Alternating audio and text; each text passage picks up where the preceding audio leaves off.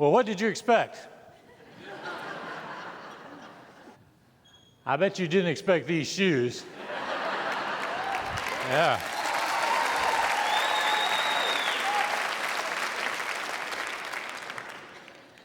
You know, I have lost so much weight this year, even my feet have gotten skinnier. So now I can not only wear these shoes, I can see them.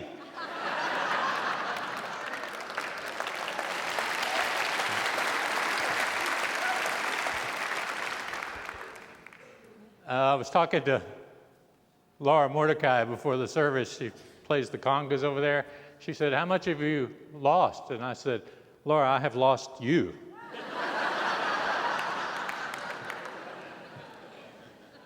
I want to talk today about expectations. Expectations. They're a dangerous thing. I have lots of expectations. I'm an expert at expecting things. And the problem with having expectations is they so rarely come out the way you think they will. If I ever write my life story, I think a really good title for it would be, "That's Not What I Was Expecting." That's the story of my life. We fixate on something and we say, that's how it's got to be. And if it doesn't turn out exactly that way, we get disappointed. Well, for some reason, I was born with a very overactive imagination. Gee, is there a story you could tell us to illustrate that, Mike? Why, yes. Hypothetical voice of the congregation. There is. I grew up in a tiny little town in South Texas, fewer than 800 people. The town was so small, there were no sidewalks in our town, no curbs on the street. Your lawn just ran right out to the edge of the road. And in this little town, there was really nothing. There was no trouble, there was no danger, there was not much excitement or adventure, recreation. During the summertime, it was such a small town, during the summer our mother would say, "Go outside, go, just go." What do we do? I don't care, just go. And we'd go outside for hours, ride our bikes around every block of this tiny little town. One summer, I was 10 or 11 years old. I was riding my bike with my friend whose name was also Mike. And we were riding around town and we were the Hardy Boys. We'd read those books, checked them out of the library. We were Frank and Joe, the Hardy Boys, ready to solve crime wherever we might encounter it. Well, there was not a lot of crime in Agua Dulce, Texas. But we rode up and down the streets on our bikes. We even had theme music, you know, da-dun, da-dun. We'd jump off our bikes. Hardy Boys didn't have guns, but we improvised. One day, on this day, we were riding our bikes around. We came to this house that was empty. It was vacant. People had moved out several months ago.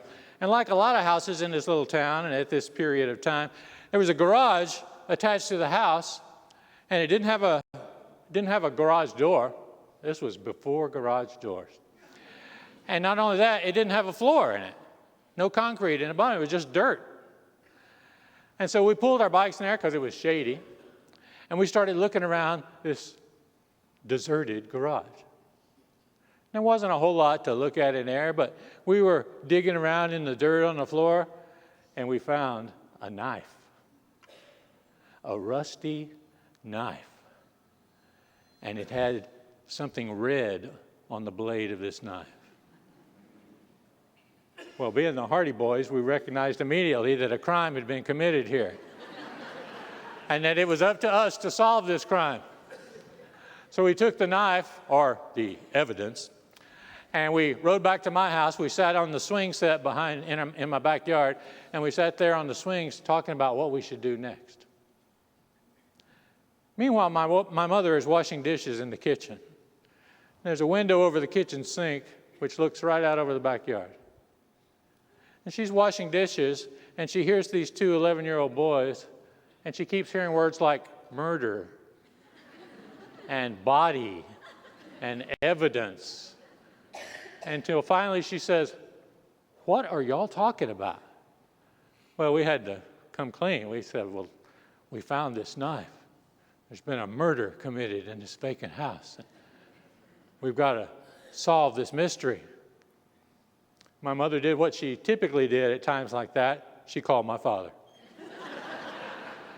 Now, my dad was a Baptist preacher, so he wasn't far away. He was right next door. We lived in the parsonage right next door to the church. She called over to the church office and said, "It's your son."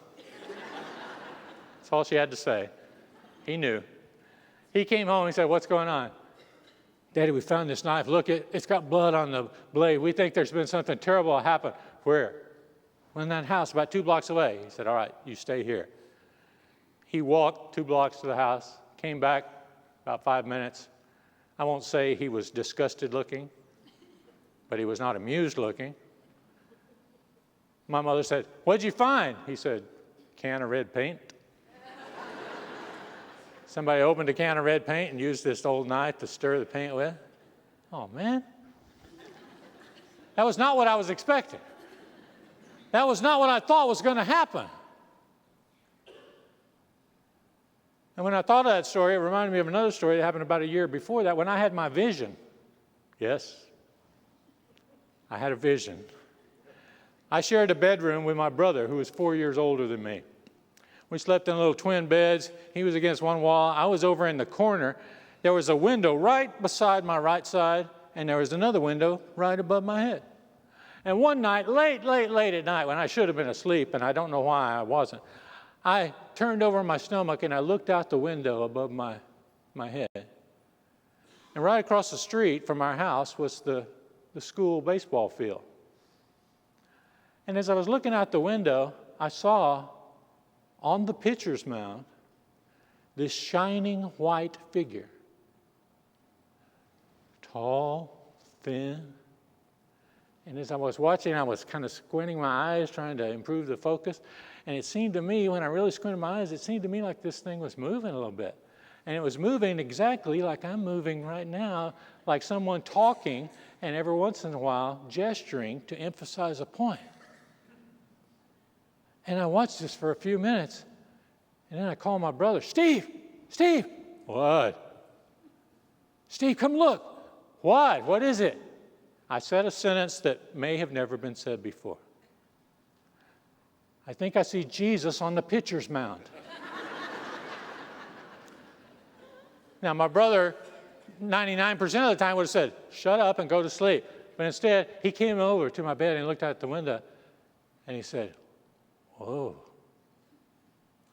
And so we sit there for several minutes trying to get a better focus on this shining white figure on the pitcher's mound.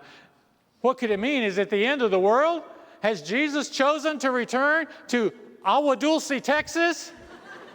To the pitcher's mound across the street from my house? And of course, once again, we were talking loud enough that it woke my mother up. And like always, "It's your sons." And my dad staggers into the bedroom and says, "What's going on?" I said, "Daddy, I think Jesus is on the pitcher's mound." Now it seems funny, but I think Jesus is on the pitcher's mound. He looks out the window and he says, "I got to get my glasses." He goes, he comes back with his glasses, looks out the window, stands up. I said, "What is it?" He said, "It's the street light reflecting off the tin roof of the concession stand." Oh. That's not what I was expecting. That's not how I thought it was going to turn out. And so you notice in both of those stories, the preacher swoops in at the end and restores me to reality. That's my job today.